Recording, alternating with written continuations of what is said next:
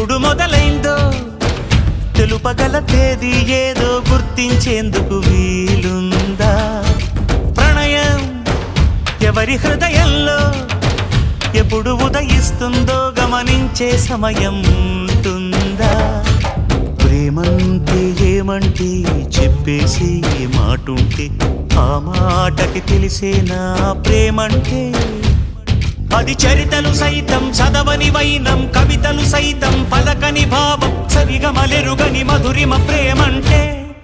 దరిదాటి ఉరకలు వేసే ఏ నదికైనా తెలిసిందా తనలో ఈ ఉరవడి పెంచిన తొలిచిన కేదంటే?